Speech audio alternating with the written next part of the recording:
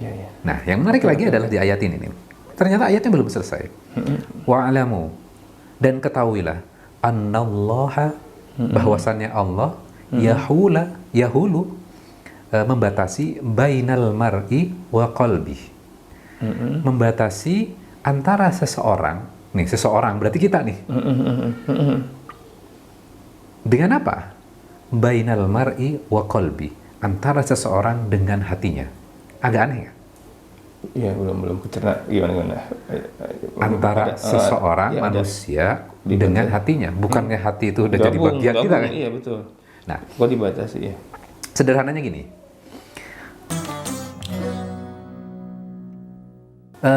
Misal gini, ketika kita di jalan, ya, di jalan, hati kita itu punya keinginan ketika melihat orang lain susah, aduh kasihan ya dia ya.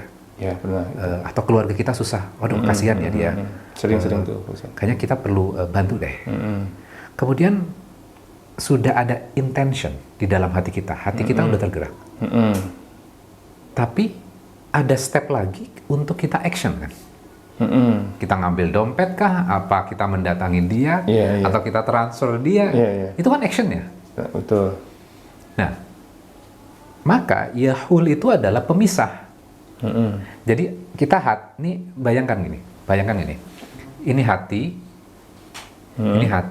kita manusia, ini manusia misalnya ya. Nah ini di tengah-tengahnya itu ada jedanya, ada pembatasnya. Kayak misalnya saya handphone ini ya, nah ini pembatasnya nih, satu nempel ke sini, satu nempel ke sini. Maka orang yang sudah punya keinginan, ya, sudah ada intention di situ. Dia harus langsung action kan? Betul. Kalau cuman sekedar keinginan, tanpa action, itu kan ada pembatasnya. Jadi manusia itu Allah buat gitu ya, disediakan pemisah antara hati dan manusia itu sendiri. Oh. Jadi manusia yang sebenarnya adalah kebaikan-kebaikan yang muncul dari hati itu segera laksanakan supaya kita benar-benar menjadi manusia. Manusia yang apa? Lima yuhyikum, manusia yang hidup. Jadi yang action gitu ya hidup tuh. Yang wah action. Benar berarti teman saya. Jadi lu mah ini doang omdo action dong, itu berarti benar itu ya? Iya. Iya. Nah, satu poin nih, ketika manusia itu sudah punya intention, tapi dia nggak action, misalnya dia aduh ntar aja deh, kayaknya kita masih banyak kebutuhan deh. Betul, itu sering banget Pak. Aduh ntar aja deh, kayaknya malas deh. Maka pemisahnya makin tebal. Oh ya? Pemisahnya makin tebal. Karena otomatis kan kita, itu, gitu. Allah sudah kasih hati itu kan untuk, ada intention, ada keinginan kan, tergerak hatinya. Tapi dia nggak wujudkan menjadi action. Jadi semakin tebal. Makin tebal pemisahnya. Maka orang-orang yang menunda-nunda terus akhirnya apa? Akan sulit melaksanakan. Oh. Akan sulit. Dengan sistem yang diciptakan Allah itu? Ya, akan sulit. Maka kita tidak boleh menunda. Makanya kalau diceritakan tadi, orang yang hijrah tadi. Kok mereka gampang sekali ya melakukan habis ini, melakukan ini, bantu itu gitu ya. Karena mereka langsung action. Maka step berikutnya adalah Allah akan memberikan keberkahan kepada kolbunya, hatinya untuk terus tergerak. Kemudian dia action terus. Oh, jadi kalau action itu pembatas akan semakin tipis. Ya. Tapi kalau menunda, terus ada keinginan lagi baru tumpuk lagi, si pemisah semakin tebal. Ya. Itu otomatis dengan sistem itu yang diciptakan Allah itu dengan surat ini ya. Ya. Ditambah bisikan setan gitu ya. Saya pikir setan juga jangan suka menunda-nunda tuh setan tuh. Plus itu ternyata ada sistem pemisah itu. Ya. Logika sederhananya gini, supaya lebih gampang dicerna misalnya gini.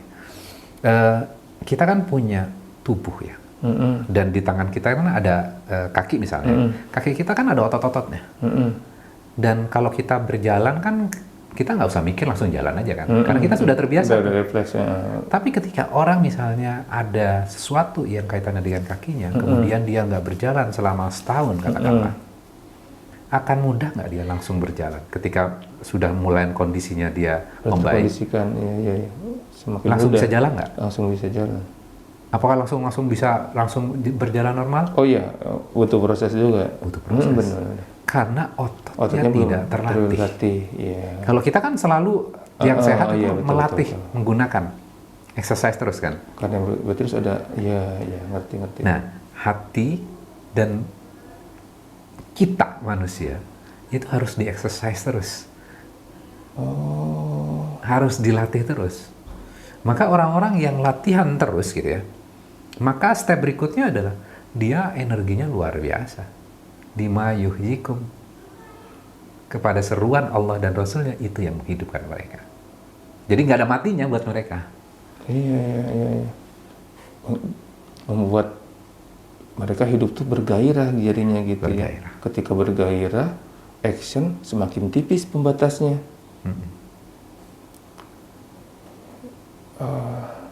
Menarik nih Pak Ustadz nih. Saya baru tahu nih, ternyata ada pemisah gitu ya. Berbahaya berarti ya, menunda-nunda sebetulnya berarti. Ya, menunda-nunda. Kan kirain tuh gini Pak Ustadz, kan niat tuh sudah catat kebaikan. Ya. Niat mah sudah dapat 1 poin. Kalau tambah action, keren. Kalau kejahatan, baru niat 0. Ya. Dilaksanakan, baru minus gitu. Nah, kontradiksi dengan ini itu gimana? Tidak kontradiksi, karena kan niatnya itu kan sudah ada, sudah dicatat poinnya. Nah, kita kan dalam hidup itu kan pengen nilainya kan maksimum, bukan yang minimum. Oh, iya. Maka ayat ini memberikan motivasi kepada kita. Tidak berhenti di niat aja gitu. Betul. Ya. Wujudkan action. Ketika action, maka kita menjadi manusia. Makanya ayat ini kan oh iya. Wa'alamu annallaha yahulu bainal mar'i wa qalbi. Dan ketahuilah ya, bahwa Allah membatasi antara seseorang manusia dan hatinya. Jadi seakan-akan dua hal yang berbeda kan. Maka untuk menjadi the real manusia, maka kita harus menyatu kan itu. Yang hatinya ngomong apa, dilaksanakan. Jadi kebaikan manusia seutuhnya. Nah, hati itu kan butuh guidance. Iya, betul. Guidance-nya apa? Seruan Allah dan Rasulnya. Di bagian yang awal tadi di ayat itu ya. Iya.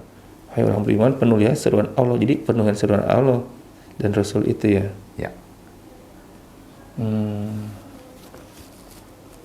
Ya. Mudah-mudahan bisa jawab tadi ya, omongan di warung kopi tadi ya. Betul. Jadi kirain itu mah ya nasihat manusia aja lah gitu, boleh dilaksanakan boleh tidak, itu mah sepintas tahu. Ternyata ini sebuah rumusan dari Allah yang harus dikerjakan gitu ya. Action gitu. Betul. Karena kalau manusia nggak ada keinginannya, nggak ada target ya kan. Keinginan kemudian diactionkan gitu. Oh, siap. Itu yang membuat orang hidup kan. Berarti teman saya benar itu ya, harus ada keinginan action dong gitu. Tapi dia by feeling kayak, padahal sebetulnya Allah di An-Anfal ini ya merumuskan pemikiran itu kan. Ya. Nah, saya kasih contoh ini ya supaya lebih clear ya. Kenapa kadang-kadang kan kita hidup kemudian kita mendefinisikan ini loh keinginan saya, ini adalah destinasi saya. Nah, orang itu kan dalam hidupnya mengeksersis itu. Habis ini, kemudian dia mencapai itu, kemudian dia merasakan kekosongan. Iya betul. Orang pengen sukses, pengen kaya, ternyata setelah mencapai itu semuanya, kosong. Kok saya nggak bahagia ya? Kok saya nggak tenang ya? Iya. Nah kan banyak orang-orang seperti itu. Banyak, saya juga pernah Pak, jadi gitu, dapat kecapai gitu misalkan, tapi ya itu, kalau udah ini ya udah aja gitu, jadi itu istilah itu, kalau udah ya udah gini aja ternyata ya. Jadi kayak kosong, ini penyebabnya.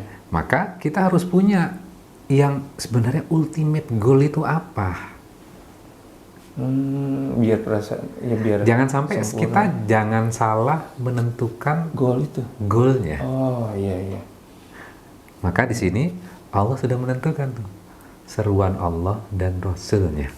apabila kamu diseru kepada sesuatu yang menghidupkan kamu. Sesuatu yang menghidupkan membuat kita berenergi. Ini loh ayatnya. Siap. Keren ya. Al-Anfal ya. Jarang kebaca sih Pak Ustadz Punten ini. Surat ini di pertengahan gitu ya ternyata. Akhirnya kebuka juga ini surat ini ya. Satu ayat ya padahal. Satu ayat. Padahal tebal ayatnya ini baru satu ayat. Sudah membuka ini ya. Ya.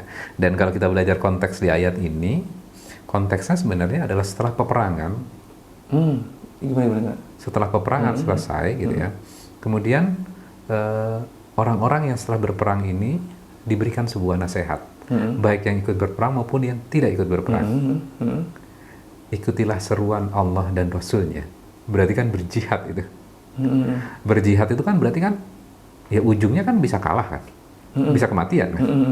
Tapi di sini diserunya kalau engkau mengikuti Allah dan Rasulnya, seruan Allah dan Rasulnya, maka itu yang menghidupkan kamu.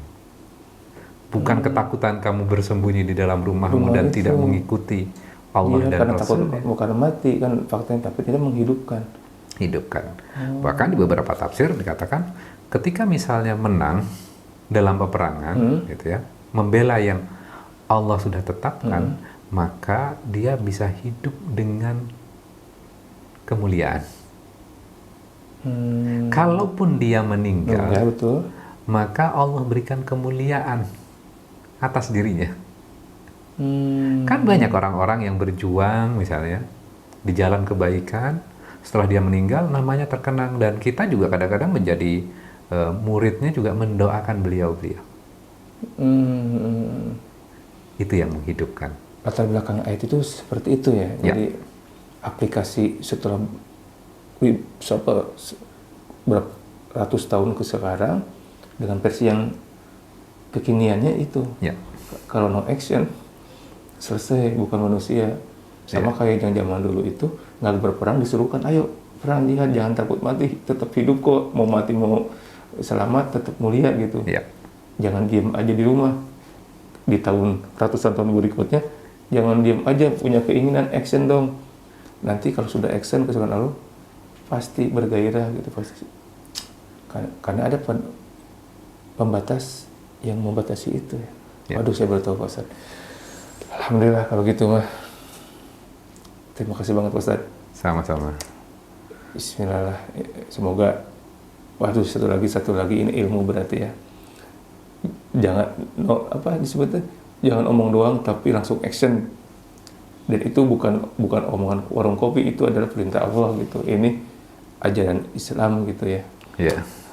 Siap, atur nuhun. Nanti saya share lagi lah ke teman-teman deh. Pas ngopi, ini tuh ternyata dari anak Nepal, kamu tuh hebat. Siap, atur nuhun Pak Ustadz. Sama-sama. Semoga jadi berkah semuanya. Assalamualaikum. Waalaikumsalam warahmatullahi wabarakatuh.